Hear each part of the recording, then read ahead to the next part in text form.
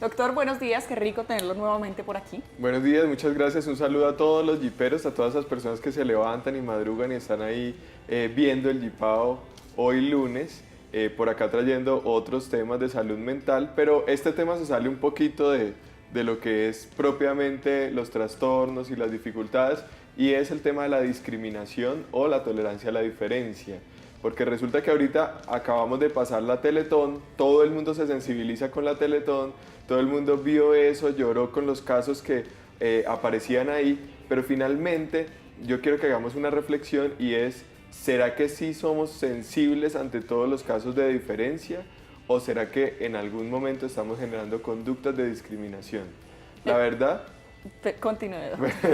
la verdad yo me he puesto a pensar y he reflexionado mucho sobre esto y he pensado o he llegado a una conclusión, y es que tal vez necesitemos un poco más de tiempo para entender la diferencia. Hace poco veía una película que era El Gran Showman, que mostraba cómo hace muy pocos años, realmente, o en el siglo pasado, se estaba discriminando las personas, por ejemplo, una persona porque era muy bajita, una mujer que tenía barba, una persona que era muy alta, ¿cierto? Se generaba una discriminación tanto que no los recibían en ningún trabajo y ellos hicieron un circo como de personas diferentes. Y las otras personas pensaban que estas personas no podían estar como incluidas en la sociedad, que no hacían parte como de esa sociedad, y los relegaban y los dejaban como siempre muy aparte. Y luego de eso se discriminó a las personas por su color, se discriminó a las personas por su condición sexual, se discriminó a las personas porque tenían algún tipo de discapacidad. Pero uno pensaría que eso es como algo lejano, que eso pasó hace mucho rato, pero resulta que yo todos los días veo en el consultorio que llegan niños todavía discriminados por sus diferencias o por sus particularidades, porque los otros niños les ponen apodos porque tienen una oreja más grande que la otra, o porque usan lentes, una cantidad de cosas que uno diría, ¿cómo se va a discriminar por algo así en este momento, hoy, en el 2018? Pero resulta que todavía se está discriminando o todavía se está generando burlas frente a la diferencia. Y yo diría que nosotros no somos diferentes, diría que somos particulares. Cada una de las personas es particular, tiene su particularidad y no debería ser objeto de discriminación, porque todos deberíamos entender la diferencia o la particularidad del otro y deberíamos incluirlo completamente. Más ahorita que estamos en una política completa de inclusión educativa, donde todos los niños deben estar en el mismo colegio sin importar sus particularidades. Bueno, Hablaríamos entonces, doctor, de que ya son componentes externos y que finalmente afectan mucho la parte interna de una persona. sí, claro. Realmente cuando nosotros hablamos del tema del bullying, no es algo gratuito, no es porque nos inventamos la palabra bullying que está de moda ahorita, es porque durante mucho tiempo se realizó unas burlas constantes y ahorita se pudo investigar qué pasó con esas personas que hace muchos años tuvieron bullying en el colegio, cuáles fueron los efectos, y vimos que sí hay secuelas emocionales en esas personas y por eso se pudo hablar ya de bullying. Realmente yo pensaría que los niños o que este tema de discriminación es un poco aprendido.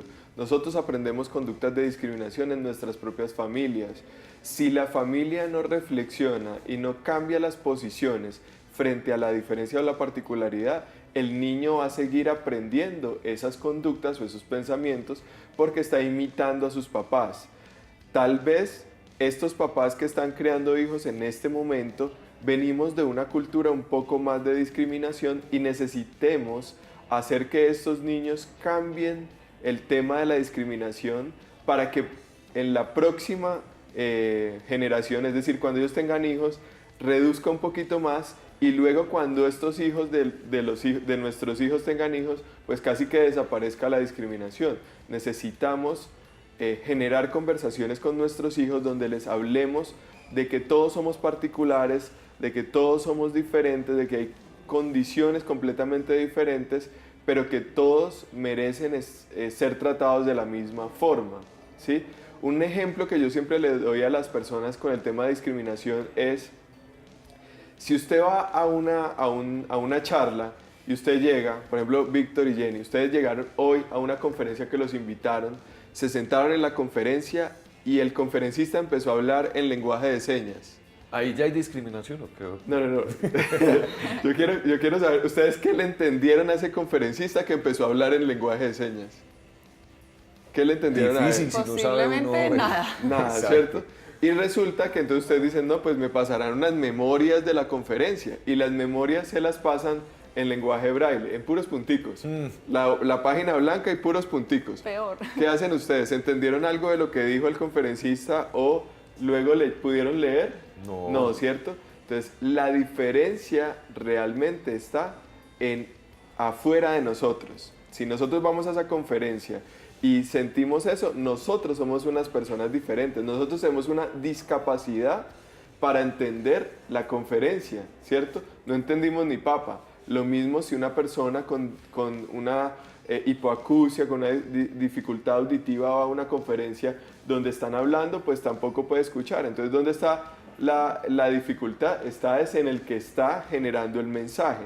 Lo mismo una persona que tiene una paraplegia y que va en su silla de ruedas y encuentra que todos los andenes no tienen rampa. Pues la dificultad la encuentra en ese andén, ¿cierto? Que es esa barrera arquitectónica. Entonces nosotros también tenemos que reflexionar en que tenemos que disminuir considerablemente todas las barreras que hay en el ambiente, tanto arquitectónicas, psicológicas, en el lenguaje, auditivas, visuales, todas las barreras. Por ejemplo, para los niños con autismo, yo siempre digo, el lenguaje de los niños con autismo es un lenguaje gráfico, se llaman pictogramas, son imágenes de todas las acciones que se realizan. Entonces, si yo quiero disminuir todas las barreras, pues debería tener pictogramas en todos los sitios, ¿cierto? No solamente lenguaje de señas, no solamente lenguaje braille, sino también pictogramas para que ellos puedan comprender mucho más fácil esto y disminuir completamente todas las barreras. Cuando yo disminuyo las barreras, estoy incluyendo a las personas. Cuando las incluyo, estoy generando una cultura de inclusión y estoy sensibilizando a las familias. Cuando ustedes como familia se sensibilizan, pues le enseñan a sus hijos a ser más sensibles frente a la particularidad, y cuando le enseñan a sus hijos a ser más sensibles frente a la particularidad, estamos consiguiendo realmente que incluyamos a todas las personas y no generemos conductas de discriminación. No solamente es vernos Teletón, llorar con Teletón o ir a aportar algo a Teletón, es realmente entender la diferencia.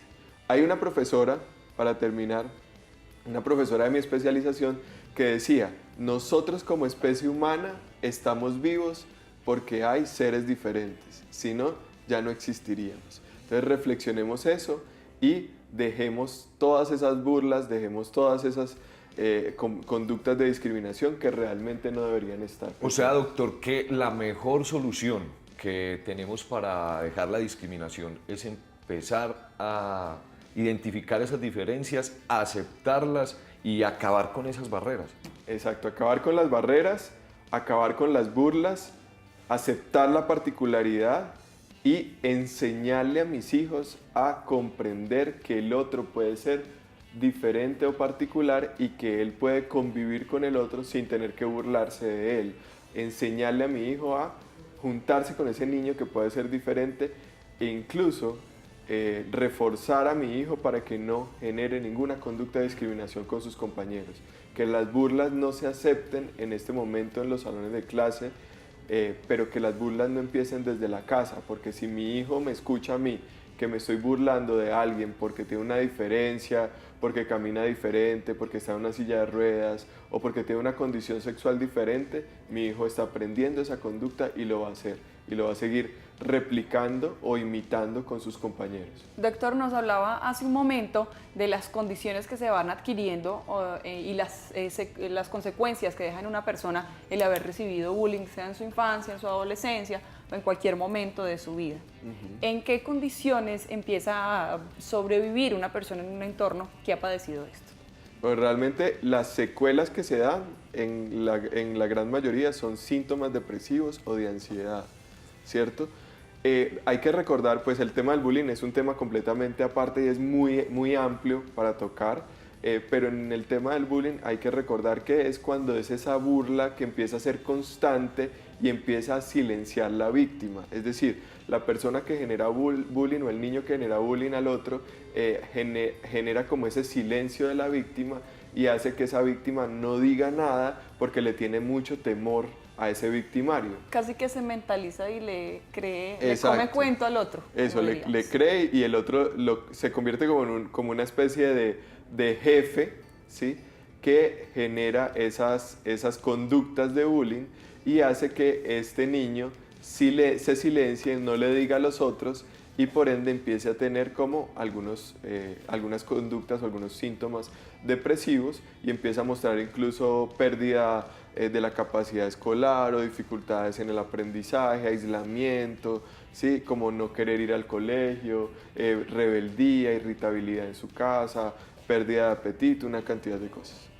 Bueno, doctor, entonces, digamos, en el colegio estamos viviendo con nuestros hijos algún caso de discriminación legalmente o qué se puede hacer ya cuando se está viviendo algo como esto. Bueno, nosotros en este momento en Colombia estamos en un proceso o en una política pública de inclusión educativa. En esa política pública de inclusión educativa se debe mitigar y disminuir cualquier tipo de conducta de discriminación que haya porque la idea es inclusión completa. Sin embargo, yo tengo que entender que yo tampoco puedo discriminar completamente al niño que genera el bullying, o yo no puedo decirle al niño, no, es que porque usted está generando conductas de discriminación, no puede estar en el colegio. O sea, ya lo estarían discriminando. Estaría discriminando también a ese niño. Lo que debería hacer es buscar la forma de educarlo, ¿sí?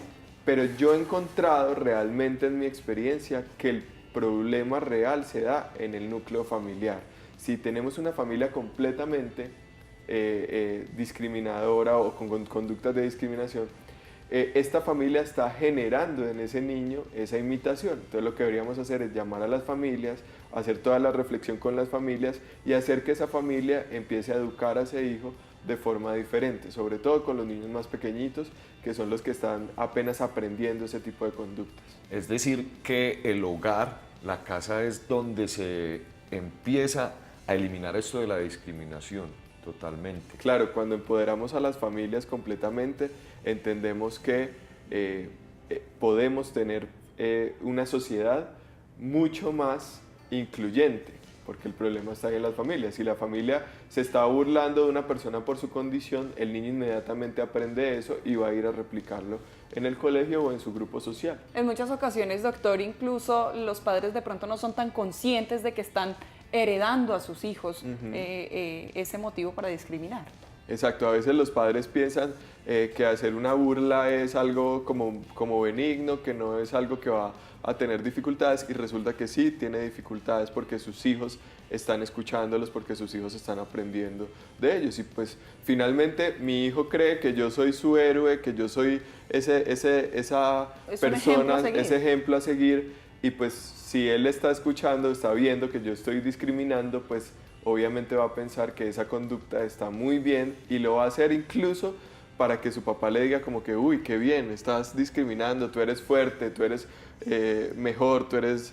Sí, y realmente tenemos que enseñar algo completamente diferente. Recomendaciones entonces para los televidentes, para los papás y para esas personas jóvenes que nos están viendo que de pronto también en algunas ocasiones están discriminadas. Bueno, la recomendación primordial es que como sociedad y como personas y como familias entendamos que no vale la pena sensibilizarnos con un caso que vemos en la televisión y llorar con ese caso si nosotros mismos no estamos generando unas conductas acordes a eso. Nuestra sociedad es una sociedad que desafortunadamente ha aprendido como la doble moral. Ya, acabemos con la doble moral.